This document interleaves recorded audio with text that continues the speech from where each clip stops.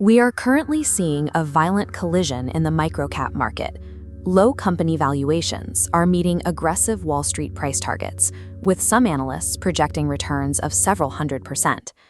A low entry price can be a trap.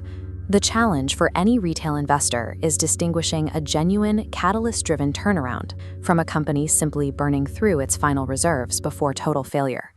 It's easy to develop hype blindness. When a projection promises a 300% upside, it's tempting to ignore the structural mechanics that caused the stock to trade for pennies in the first place. We aren't ranking these stocks from best to worst. We are going to examine the specific risk profiles of 5 distinct assets to see which catalysts actually align with your strategy. This matrix provides our evaluation framework. The horizontal axis tracks the timeline of upcoming catalysts, while the vertical axis plots the binary risk, the likelihood of the stock price collapsing if a milestone is missed.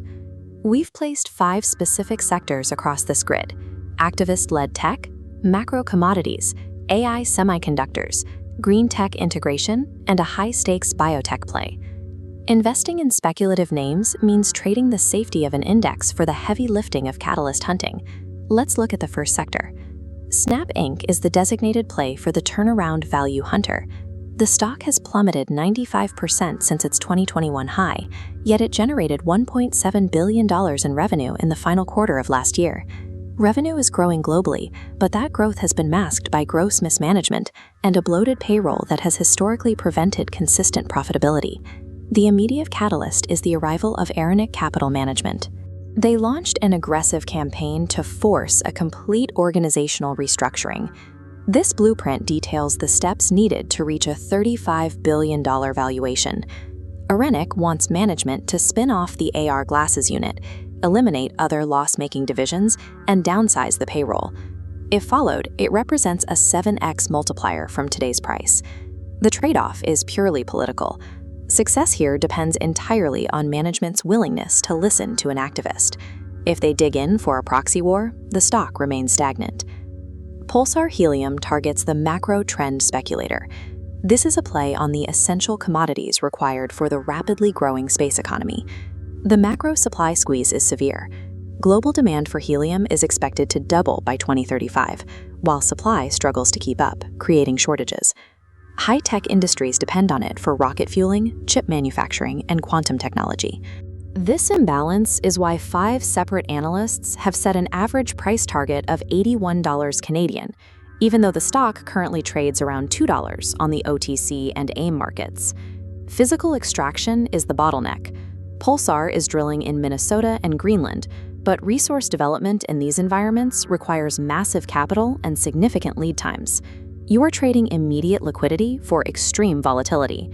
The macro tailwinds are strong, but the investor must be prepared for delays of physical mining. For the picks and shovels investor who wants to back AI data centers without paying a premium for NVIDIA, POET Technologies is the candidate. Their technology is an optical interposer. It integrates electronics and photonics into a single module using semiconductor manufacturing techniques, which removes the need for costly and slow manual assembly. This illustrates how their hardware links to the biggest tech giants in the world. POET acts as a bridge between manufacturers like Foxconn and end users, including NVIDIA, Apple, and Google. Crucially, POET has a strong financial safety net. Recent capital raises have provided over $370 million in total financing, giving them enough cash to reach their production goals without immediate dilution. The primary trade-off is the wait for mass production. Investors must be patient as the company scales its operations toward a $12.5 billion addressable market.